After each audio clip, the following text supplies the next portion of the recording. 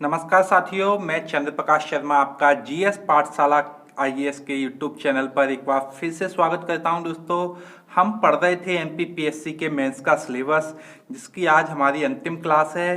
पिछले 3 पेपर हमने देख लिए हैं, पेपर फर्स्ट, पेपर सेकंड और पेपर थर्ड। इन तीनों का सिलेबस हमने देखा। आज हम पेपर 4, पेपर 5 और पेपर 6 का सिलेबस देखेंगे और इस तरीके से हमारा पूरा सिलेबस की तैयारी हो जाएगी। हमें याद भी हो जाएगा सिलेबस। उम्मीद है आप लोगों ने याद भी किया होगा और इसके बाद हम क्लासेस चालू करेंगे। तो बात करते हैं चौथे पेपर पर। आपको पता है जो चौथा पेपर है वो दर्शन शास्त्र, मनोविज्ञान और लोक प्रशासन के नाम से जाना जाता है। वैसे इसका जो कॉमन नाम है वो है नीति शास्त्र, इथिक्स का पेपर बोलते हैं। लेकिन यहाँ पर जैसे कि 3 शब्द लिखे हैं, दर्शन शास्त्र, मनोविज्ञान, लोक प्रशासन, इसको लेकर काफ़ी डिबेट भी रही है। जो फिलॉसफी के टीचर हैं वो कहते हैं कि फिलॉसफी पढ़ने से इस पेपर में आप अच्छा कर सकते हैं, मनोविज्ञान पढ़ने से आप अच्छा कर सकते हैं, और लोक प्रशासन वाले जो टीचर है वो कहते हैं कि लोक प्रशासन अगर आपका अच्छा है, लोक प्रशासन पढ़ा हुआ है, तो आपको इस पेपर में हेल्प मिलती है। तो दोस्तों, मेरा मानना ये है कि ऐसा कुछ भी नहीं है। आपकी अगर एक बेसिक समझ है तो आप किसी भी फील्ड के हों, इस पेपर में बहुत बेहतर नंबर ला सकते हैं।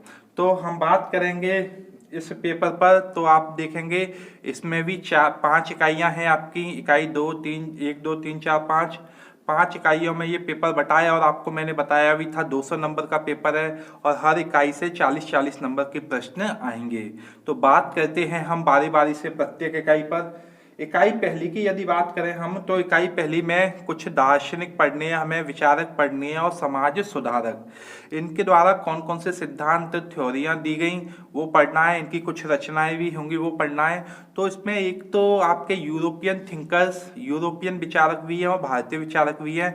जैसे कि शुरुआत में तीनों आप देखेंगे ये यूरोपीय विचारक हैं, सुकरात हुए, प्लेटो हुए और अरस्तु हुए। इसके बाद भारतीयों में हम शामिल करते हैं सबसे पहले महावीर और बुद्ध को। इसके बाद शंकराचार्य या आचार्य शंकर को शामिल करते हैं। इनकी फिलॉसफी को हमें जानना होगा, अद्वैतवाद को। इसके बाद चारवाक आते हैं जो कि एक भौतिकवादी दर्शन है, उनकी फिलॉसफी को हम जानेंगे। फिर आता है गुरु नानक जी आते हैं, कबीर आते हैं, जिनकी अपनी एक तरीके की जो है अलग फिलॉसफी है। इसके बाद आते हैं आपके तुलसीदास जी। तो ये लोग आएंगे। और इसके बाद हम मॉडर्न इंडिया से देख सकते हैं कई लोग हैं, जैसे कि रविन्द्रनाथ टैगोर, राजा राम मोहन राय, सावित्री बाई फुले, स्वामी दयानंद सरस्वती, स्वामी विवेकानंद, महर्षि अरविंद और सर्वपल्ली राधाकृष्णन। इस तरीके से आप देखेंगे ये सारे लोग हैं, इन्होंने विभिन्न क्षेत्रों में जो कार्य किया उससे इनकी जो समझ बनी और उसके आधार पर जो इन्होंने बातें कहीं, ये बातें कई चीज से संबंधित थी, समाज से संबंधित थी, नैतिकता से संबंधित थी, आपकी एक तरीके से दर्शन से संबंधित थी। तो उन सारे कंसेप्टों को हम लेकर चलेंगे। काफ़ी महत्वपूर्ण टॉपिक है। इस टॉपिक के बारे में मैं आपको बता दूं कि पिछले सिलेबस में होता क्या था कि डिसाइड नहीं होता था कि कौन सी इकाई से कितने नंबर के प्रश्न आएंगे, लेकिन इस बार डिसाइड है। तो मतलब इस टॉपिक से 40 नंबर के ही प्रश्न आएंगे, लेकिन पहले ऐसा नहीं था। पहले इन्हीं टॉपिक से लगभग कई नंबर के प्रश्न आ जाते थे, 40 से तो ज़्यादा ही आते थे। तो वो सारी चीज़ें। इसके बाद हम चलते हैं इकाई 2 पर, जो कि मनोवृत्ति से स्टार्ट होती है। मनोवृत्ति की विषय वस्तु को समझेंगे। मनोवृत्ति के तत्व कौन कौन से होते हैं, आप जानते होंगे 3 तत्व होते हैं। फिर मनोवृत्ति के प्रकार या कार्यों को देखेंगे कि ये कहती क्या है, मनोवृत्ति का निर्माण कैसे होता है, मनोवृत्ति को कैसे चेंज किया जा सकता है। मनोवृत्ति का सीधा सा मतलब है दोस्तों कि आप दूसरों के बारे में क्या सोचते हैं, पॉजिटिव सोचते हैं, नेगेटिव सोचते हैं। यहाँ पे दूसरे का मतलब कुछ भी हो सकता है, कोई वस्तु हो सकती है, कोई स्थान हो सकता है, और साथ ही साथ कोई एक तरीके से व्यक्ति भी हो सकता है। फिर हम बात देखेंगे प्रबोधक संप्रेषण। इसका सीधा सा मतलब है कि किसी भी व्यक्ति की मनोवृत्ति को आप जब चेंज कर देते हैं तो आप किस तरीके का कम्युनिकेशन या संप्रेषण प्रयोग करते हैं, इसी को हम बोलते हैं प्रबोधक संप्रेषण। फिर आता है पूर्वाग्रह और विभेद। जब पूर्वाग्रह होते हैं किसी के प्रति, ये एक निगेटिव अवधारणा है, तो आप उसके प्रति भेदभाव करने लगते हैं, विभेद करने लगते हैं। और फिर कंसेप्ट टॉपिक आता है भारतीय संदर्भ में रूढ़िवादिता। तो रूढ़िवादिता को पढ़ेंगे, जो कि मुख्य रूप से पूर्वाग्रह से ग्रसित होती है कहीं ना कहीं। इसके बाद आता है अभिक्षमता एवं लोक सेवा हेतु आधारभूत योग्यताएं। लोक सेवा के लिए क्या जरूरी है, इसमें सत्यनिष्ठा की बात करेंगे, निष्पक्षता की बात करेंगे, असमर्थक वादिता की बात करेंगे, वस्तुनिष्ठता जिसे हम इंग्लिश में ऑब्जेक्टिविटी कहते हैं उसकी बात करेंगे, लोक सेवा के प्रति समर्पण के मूल्य को देखेंगे, समानुभूति के मूल्य को देखेंगे, सहिष्णुता के मूल्य को देखेंगे और कमजोर वर्गों के प्रति जो संवेदना है, जो करुणा है, उस मूल्य को भी हम देखेंगे। कुल मिलाकर ये वो मूल्य हैं जो लोक सेवा के लिए आधारभूत माने जाते हैं। इसके बाद एक महत्वपूर्ण टॉपिक आता है इमोशनल इंटेलिजेंस, सांवेगिक बुद्धि। ये क्या कंसेप्ट होता है, इसकी अवधारणा को समझेंगे, प्रशासन में इसके महत्व को समझेंगे और साथ ही साथ इसका उपयोग हम कहाँ कहाँ कर सकते हैं वो देखेंगे। तो कुल मिलाकर दूसरी इकाई में आपके 3 टॉपिक हैं, मनोवृत्ति, आपका लोक सेवा के मूल्य और साथ ही साथ सांवेगिक बुद्धि। इसके बाद आती है आपकी इकाई 3 जो कि मानवीय आवश्यकताओं से संबंधित है और मोटिवेशन से संबंधित है, अभिप्रेरणा से संबंधित है।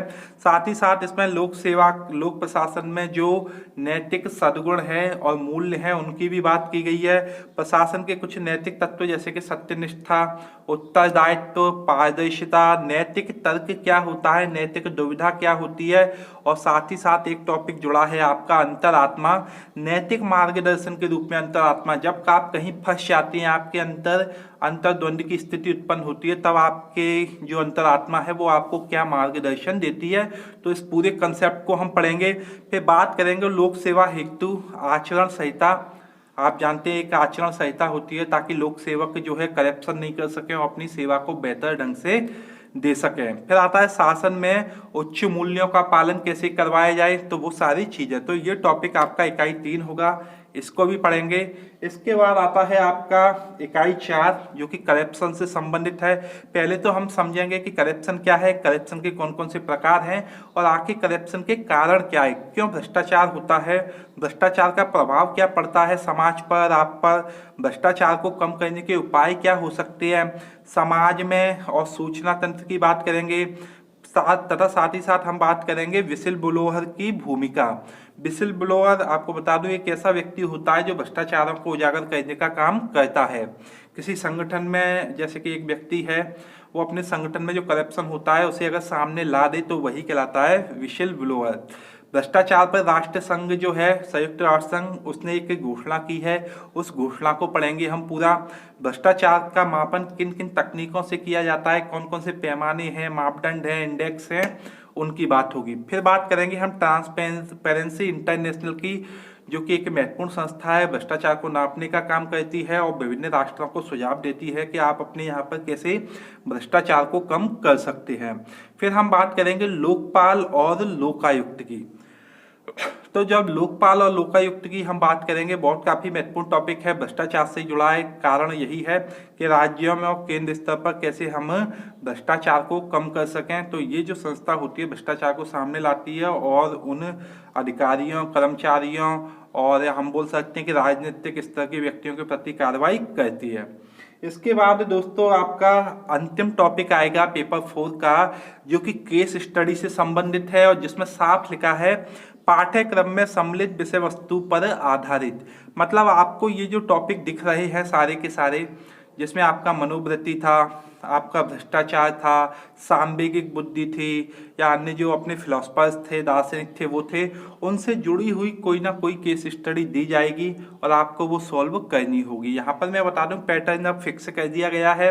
2 केस स्टडी आएंगी 20-20 नंबर की, कुल मिलाकर 5वीं इकाई से 40 नंबर के प्रश्न आएंगे। पहले ऐसा नहीं था, पहले लगभग 65 नंबर की केस स्टडी ही आती थी, जो कि काफ़ी ज़्यादा होती थी। तो मुख्य रूप से अब ये जो है पैटर्न डिसाइड हो चुका है। तो इस तरीके से हमारे पेपर 4 का सिलेबस हुआ। छोटा सिलेबस है लेकिन काफ़ी महत्वपूर्ण है, आपको नंबर यहाँ पर गेन करने चाहिए ज़्यादा से ज़्यादा। थैंक यू दोस्तों। अब हम पढ़ेंगे हिंदी का पाठ्यक्रम, मतलब पेपर 5। पेपर 5 जो आप देखेंगे हिंदी से संबंधित है, हिंदी व्याकरण और सामान्य हिंदी से संबंधित है। तो इस पेपर का उद्देश्य है कि जो परीक्षार्थी हैं उनका हिंदी भाषा का ज्ञान चेक किया जाए। तो आप देखेंगे इसमें सबसे पहले आते हैं लघुत्तरी प्रश्न, जो कि निर्धारित पाठ्यक्रम के अंतर्गत ही पूछे जाएंगे। कहने का मतलब जितना भी पाठ्यक्रम दिया है उसके जो है 75 नंबर में से के प्रश्न उसमें से अति लघुत्तरी आपको लघुत्तरी सॉल्व करने होंगे। फिर आते हैं अलंकार। कई अलंकार बताए गए हैं जो आपसे पूछे जाएंगे। शब्द अलंकार, अनुप्रास अलंकार, यमक अलंकार, श्लेष अलंकार, अर्थ अलंकार, उपमा अलंकार, रूपक अलंकार और उत्प्रेक्षा अलंकार 10 नंबर के आएंगे। इसके बाद अनुवाद आएंगे वाक्यों में, और हिंदी से अंग्रेजी में आपको चेंज करना पड़ेगा, अंग्रेजी से हिंदी में चेंज करना पड़ेगा, और ये होंगे 35 नंबर के, जिसमें से एक 20 नंबर का होगा, एक 15 नंबर का होगा। संधि और समास आएंगे, और साथ ही साथ विराम चिन्हों का प्रयोग करना आएगा। विराम चिन्हों आदि की परिभाषा पहले ही पूछी जा सकती है। फिर आती है प्रारंभिक व्याकरण और शब्दावलियां। तो मुख्य रूप से आप देखेंगे प्रशासनिक शब्दावलियों का प्रयोग किया जाएगा, वो पूछी जाएंगी। आप जानते हैं प्रशासन में कुछ शब्दावलियां होती है, क्लिष्ट भी होती हैं, तो इनको हिंदी और अंग्रेजी में आपसे पूछा जाएगा। मुहावरे और कहावतें पूछी जाएंगी, विलोम शब्द पूछे जाएंगे, अनेक शब्दों के लिए एक शब्दों का जो प्रयोग है वो पूछा जाएगा।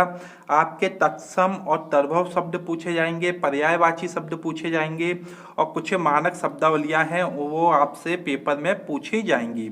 इसके बाद एक टॉपिक आएगा अपठित गद्यांश, जिसमें से एक गद्यांश में से आपको प्रश्नों को सॉल्व करना होगा, और जो होगा आपका 20 नंबर का। फिर आएंगे पल्लवन। पल्लवन का सीधा सा मतलब है कोई पंक्ति दी गई होगी, एक या दो, और जिसे आपको विस्तृत करना होगा। कहने का मतलब आपको अपने भावों के द्वारा, अपनी समझ के द्वारा उसका विस्तार करना होता है। इसके बाद आता है संक्षेपण। संक्षेपण का सीधा सा मतलब है एक बड़ा गद्यांश दिया होगा आपको, और उस गद्यांश को आपको 1/3 शब्दों में समराइज करना होगा। तो कुल मिलाकर आप देखेंगे पल्लवन और संक्षेपण जो है आपकी टोटली समझ पर आधारित होते हैं। तो इस तरीके से आपका ये 200 नंबर का प्रश्न पत्र पूरा हो जाएगा। हमें कोशिश करनी चाहिए कि आपका एथिक्स का पेपर हुआ, हिंदी का पेपर हुआ और निबंध का पेपर हुआ, इन पेपरों में अपने नंबरों को एवरेज से 10-15 ऊपर ले जाना चाहिए। अगर आप ऐसा कर सकते हैं तो यकीन मानिए आप सिलेक्शन की लिस्ट में आ जाएंगे। इसके बाद हमारा अंतिम पेपर आता है जो कि आपका निबंध से संबंधित पेपर है और प्रारूप लेखन से संबंधित पेपर है। पहले इसमें सिर्फ निबंध ही लिखवाते थे। तो आपको बता दूं, पहला जो निबंध है आपको 50 नंबर में लिखना होगा। पहले निबंध में आपको कई टॉपिक दिए गए हैं और उम्मीद है कि शुरुआती वर्षों में प्रश्न यहीं से पूछे जाएंगे। इसमें लिखा भी है साफ साफ कि निम्नांकित क्षेत्रों से निबंध पूछा जा सकता है। तो टॉपिक हम पढ़ते हैं दोस्तों। यहाँ पर ध्यान दें, ये टॉपिक इसलिए भी काफ़ी महत्वपूर्ण है आपको पहले से ही जानना, कि जैसे आप कभी अखबार पढ़ते हैं, आप न्यूज़पेपर वगैरह पढ़ते हैं, कोई आर्टिकल्स पढ़ रहे हैं, तो इन टॉपिक से संबंधित अगर कोई बात है तो आप उन्हें नोट कर लें ताकि आप अपने निबंध को बेहतर बना सकें। सबसे पहले आता है पर्यावरण। इस पर निबंध आपको तैयार होना चाहिए। विज्ञान पर होना चाहिए, धर्म एवं आध्यात्म के विषय पर होना चाहिए।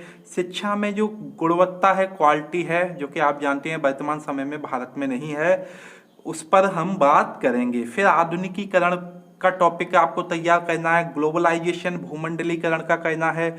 उदारीकरण अर्थात लिबरलाइजेशन पर आपको निबंध तैयार करके रखना है। आर्टिफिशियल इंटेलिजेंस, जो कि आज की डेट में काफ़ी महत्वपूर्ण टॉपिक हो गया, उस पर निबंध तैयार करके रखें। कुछ हमारे परंपरागत खेल हैं, उन पर निबंध तैयार करें। परंपरागत खेलों की आधुनिक खेलों से तुलना करें, इस पर निबंध तैयार होना चाहिए। सांस्कृतिक विरासत पर करें, सभ्यता और संस्कृति पर करें, योग और स्वास्थ्य के संबंध पर निबंध तैयार करें। इसी तरीके से ई मार्केटिंग, ई कॉमर्स, इस पर निबंध तैयार करें कि किस तरीके से इंटरनेट के माध्यम से बाजार बनता जा रहा है। फिर आप देखेंगे नेतृत्व और विकास पर करें कि नेतृत्व का संबंध विकास से क्या है, एक बेहतर नेतृत्व विकास की संभावना रखता है या नहीं रखता है। फिर आता है गुड गवर्नेंस, सुशासन से संबंधित। नौकरशाही पर निबंध तैयार करें, जो कि आप देखेंगे आज की डेट में नौकरशाही वो परिणाम नहीं दे रही है जो हम लोकतंत्र में उम्मीद करते हैं। जनजाति विकास पर निबंध तैयार करके रखें। राष्ट्रवाद और राष्ट्रीय एकता पर निबंध तैयार करें। सामुदायिक जीवन पर, सामाजिक सरोकारों पर, नवीनीकरण ऊर्जा पर निबंध तैयार करें। साथ ही साथ सतत विकास लक्ष्य, जो कि हमारे SDG लक्ष्य के नाम से जाने जाते हैं, 2030 तक इनका टारगेट्स है, इन्हें प्राप्त करना, इस पर एक निबंध तैयार होना चाहिए। आपका मादक पदार्थों मादक पदार्थों का सेवन और उसके क्या दुष्प्रभाव पड़ते हैं। घरेलू हिंसा, आप देखेंगे स्त्रियों के साथ घरेलू हिंसा किसी न किसी स्तर पर होती ही रहती है। आर्थिक स्तर पर, मानसिक स्तर पर, शारीरिक स्तर पर, बाहरी और आंतरिक सुरक्षा के मुद्दों को देखेंगे और साथ ही साथ व्यवसायगत सरलता। व्यवसायगत सरलता का सीधा सा मतलब है, आप देखेंगे कि आज की डेट में भारत में व्यापार करना आसान नहीं है। कई ऐसे मापदंड हैं, कई ऐसी रुकावटें हैं जिनसे व्यापार करना सरल नहीं है। तो इस चीज पर निबंध तैयार होना चाहिए। निबंध की आप शब्द सीमा देख सकते हैं, 1000 शब्दों में आप बेहतर निबंध तैयार करें। दोस्तों, निबंध कैसे तैयार किया जाएगा वो मैं आपको बताऊंगा, आपको कोई भी समस्या नहीं आएगी, बेहतर निबंध आप लिख सकेंगे। तो ये 100 नंबर का जो पेपर है, इसमें से 50 नंबर का निबंध आपको ऐसे लिखना पड़ेगा। दूसरा आता है 25 नंबर का निबंध, और इस निबंध की विशेषता है 500 शब्दों में लिखना है और समसामयिक समस्याओं पर लिखना है और उनके निदान पर लिखना है कि कौन कौन सी समस्या वर्तमान में है और उनको हम कैसे सॉल्व कर सकते हैं। तो इस तरीके का निबंध भी आएगा। अगला जो टॉपिक है इसमें तीसरा, वो प्रारूप लेखन आएगा। कई प्रारूप आपको दिए जाएंगे, पत्र हुए जैसे कि शासकीय और अर्धशासकीय पत्र आपको लिखना आना चाहिए। सर्कुलर जो जारी होते हैं उनका फॉर्मेट आना चाहिए। प्रपत्र हुए, विज्ञापन हुए, आदेश हुए, पृष्ठांकन हुए, स्मरण पत्र हुए जिन्हें हम अनुस्मारक बोलते हैं, प्रतिवेदन जिन्हें रिपोर्ट राइटिंग बोलते हैं, नोटिफिकेशन जिन्हें अधिसूचना बोलते हैं, और टिप्पण लेखन। कुल मिलाकर आप देखेंगे 250 शब्दों में ये आपको लिखने होंगे और इनमें से कोई 2 लिखने होंगे। कहने का मतलब एक 13 और एक 12 नंबर का हो सकता है। तो कुल मिलाकर ये 25 नंबर का टॉपिक होगा। वैसे ये टॉपिक हिंदी से संबंधित टॉपिक है, लेकिन इसे निबंध के पेपर में रखा गया है, पहले ये हिंदी के पेपर में ही था। तो दोस्तों, इस तरीके से आपका ये पेपर कंप्लीट हो जाएगा। अब मुझे उम्मीद है कि आपने 6 के 6 पेपर का और साथ ही साथ प्रीलिम्स के पेपर का सिलेबस, मेंस के 6 के 6 पेपर का सिलेबस देख लिया है। जो छात्र शुरुआत से तैयारी कर रहे हैं और शुरुआत से अपनी जो है तैयारी को आगे बढ़ा रहे हैं, उनके लिए पहली ही चीज होती है सिलेबस को याद करना। जो छात्र सबसे पहले ये काम करते हैं और तब आगे बढ़ते हैं, तो यकीन मानिए वो और लोगों की तुलना में बहुत आगे निकल जाते हैं। कारण है कि उन्हें पता है कि उन्हें किस रास्ते पर दौड़ना है।